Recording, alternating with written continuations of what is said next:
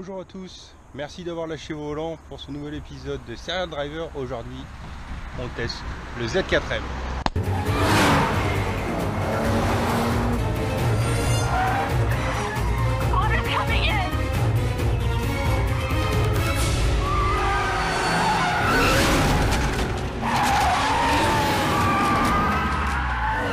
Et oui, le Z4M, le Graal du Z, le Graal du Z3, du Z4, de tous les Z, c'est celui-là, c'est le plus beau. C'est le plus beau, honnêtement. C'était pas une auto quand elle est sortie, j'étais ado, c'était pas une auto que je trouvais vraiment super belle. Et puis je trouve qu'avec les années, ça a super bien vieilli. Ce long capot, ce petit détail, le Z sur la carrosserie. Je trouve, voilà, avec les années, c'est une auto qui s'embellit, Le Z4M par rapport au Z4 normal, esthétiquement, il n'y a pas grand chose. On va noter les 4 sorties, les pare-chocs un peu plus agressifs, les jantes spécifiques en 18 pouces. C'est pas non plus une taille démesurée par rapport au mode actuel. Le pare-choc avant, pareil, un peu plus agressif. À l'intérieur, moi je trouve que c'est magnifique, ça a super bien vieilli. C'est sobre, mais c'est pas austère comme ça peut l'être sur d'autres marques allemandes. Le M, le spécifique, c'est qu'on a des magnifiques baquets qu'on peut avoir en option sur les SI, sur les 3 litres SI, si je dis pas de bêtises, mais bon, ils sont de série sur le M. Le volant, pareil, le petit volant à jante large qui est magnifique, et le petit pommeau M pour se rappeler dans quoi on est assis. Alors, on va ouvrir le capot pour découvrir les entrailles de la bête. Les entrailles de la bête, parce que bon, vraiment, au-delà de la beauté. Attendez, je le fais en direct live, je sais pas comment ça s'ouvre. Hop, c'est bon, il y a une petite plaque là. Voilà ce qu'on a sur un Z4M, ce qui fait vraiment tout l'intérêt de cette bête. Le 6 en ligne, le 3 litres de 6 en ligne de 340 chevaux, à 343 si je dis pas de bêtises, mais bon, on va pas chipoter pour 3 chevaux, on est à 340 chevaux, un 6 magnifique qui, vous allez le voir, fait une sonorité légendaire et qui est pas usurpée. Comme vous le notez, il y a des petites spécificités sur ce modèle, sur cet exemplaire précis.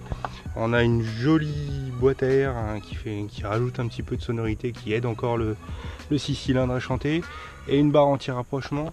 C'est pas les seules spécificités de ce modèle là. Comme vous voyez aussi, là on a des camber plates, c'est-à-dire que les suspensions, on peut régler le carrossage. Et des gros freins, vraiment des gros freins, des gros Stoptech, c'est du 4 ou du 6 pistons je crois, enfin bon, des gros freins. Vraiment, comme on a vu, peu de spécificité esthétique, juste ce qu'il faut d'agressivité. Le pare-choc à l'avant, les petites jantes spécifiques en 17, les 4 sorties à l'arrière, les 4 sorties d'échappement à l'arrière, mais il n'y a pas grand chose de... Il n'y avait pas besoin de plus, c'était une belle voiture déjà à l'origine, donc ils n'ont pas fait dans l'outrancier, ça reste sobre, ça reste élégant. Là en plus dans une belle config noir, c'est vraiment discret, en tout cas tant qu'on démarre pas, tant qu'on roule pas. Que dire de plus, franchement on va arrêter sur la partie extérieure, parce que l'auto est belle, le moteur est légendaire, on m'a vendu une auto super à conduire, donc je me tarde d'essayer, donc on y va tout de suite. Et c'est parti, on part à bord du Z4M. Regardez-moi cet intérieur, c'est magnifique. Il n'y a pas d'autre mot, c'est magnifique.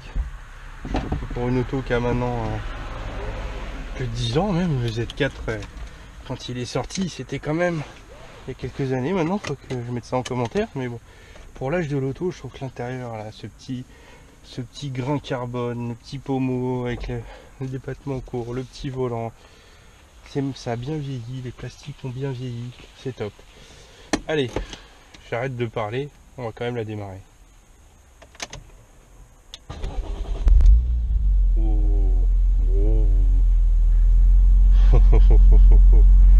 Allez, tout de suite ça intimide un peu.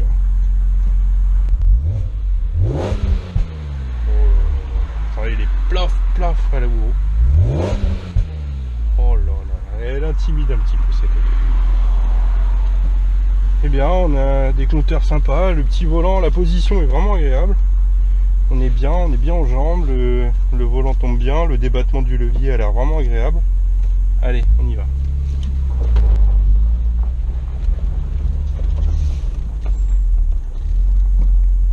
Bon, on va pas faire les fous trop, hein, on est sur la route.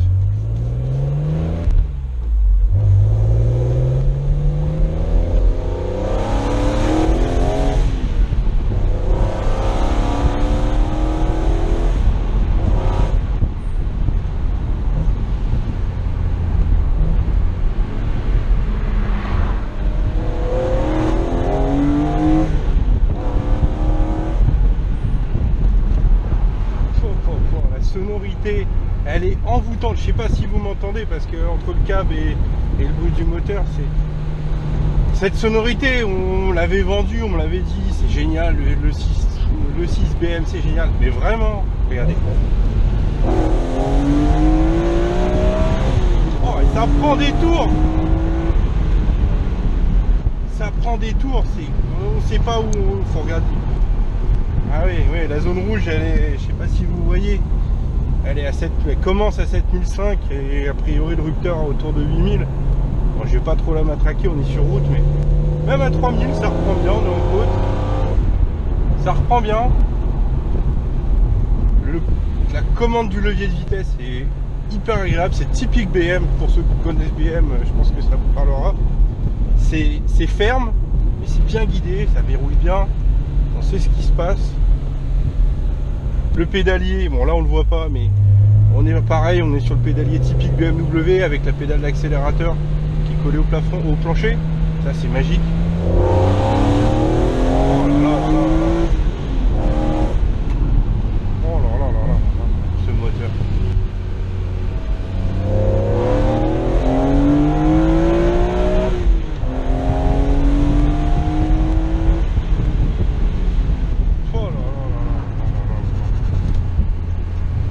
D'allumer les feux, il commence à faire nuit, j'espère que vous voyez quelque chose. La direction est très agréable, elle est pas collante mais elle retranscrit bien, elle est ferme juste ce qu'il faut, le volant est bien, c'est vrai qu'on l'a super bien en main. Bon, on va peut-être faire demi-tour bientôt. Ah, désolé, j'avais coupé pour faire demi-tour. D'ailleurs je tiens à préciser que ça braque super bien pour une voiture avec un long capot comme ça, une voiture sportive avec des grosses roues. J'ai pas eu à faire de manœuvre, j'ai fait le tour, je sais pas de combien est le tour. Et bon, j'ai rien de mauvais à dire sur cette auto, je sais pas, je l'aime, je l'aime. On est bien installé, le siège est top, c'est confortable, je pense qu'on peut faire de la route. C'est ferme, alors après c'est pas un exemplaire d'origine, comme j'ai dit, il y a des Bilstein dessus, il y a des gros freins. Donc là, c'est vrai que ça aide. Maintenant, je pense que c'est une auto qui peut s'apprécier au quotidien, même si ce serait presque trop. Ce serait dommage de mettre des bornes à des belles voitures comme ça. Mais c'est une auto qui sait tout faire. Regardez, on est en 5e, à 50, 60. Ça repart sur le coup, c'est magique. Et puis quand on a envie de faire chanter,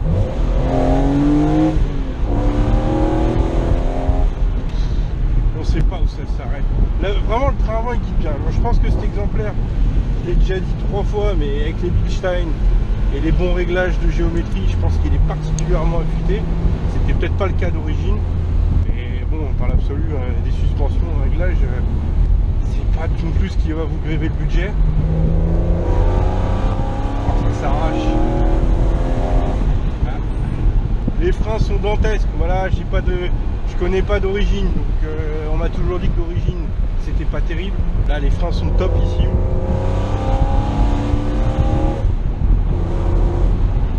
Et puis bon voilà, non, la sonorité quoi, la sonorité elle est juste magique. On peut pas ne pas aimer ce son, c'est un des plus beaux.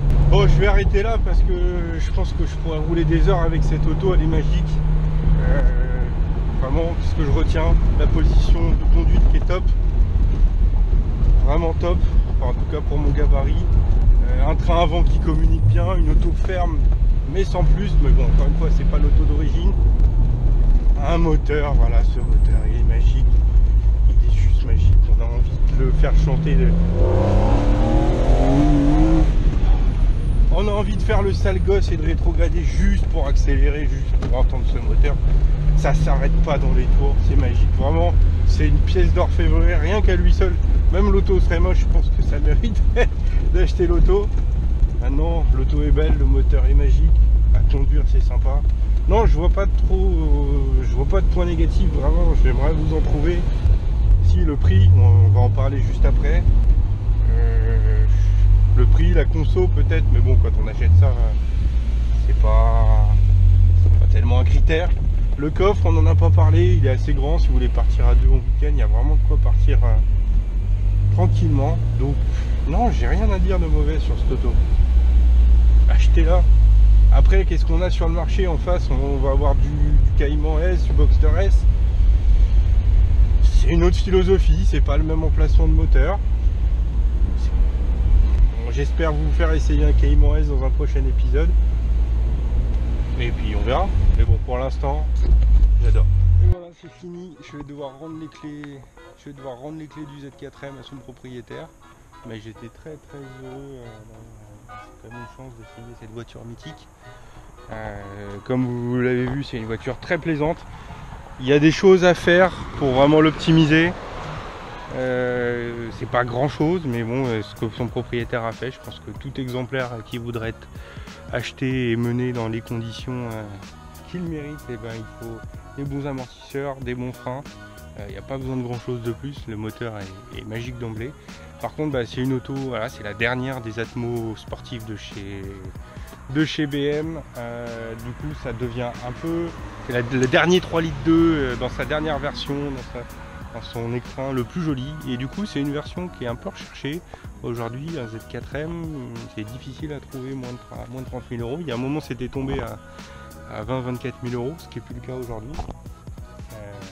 Maintenant, trouver un bel exemplaire, même un peu borné, pas aussi bien équipé que celui-là, ce sera difficile à trouver à moins de 25 000 euros. Et la cote, à mon avis, va continuer à monter gentiment pour les années à venir. Donc si vous en voulez un, dépêchez-vous. Je peux que le recommander, c'est une super auto. Allez, à bientôt pour le prochain essai.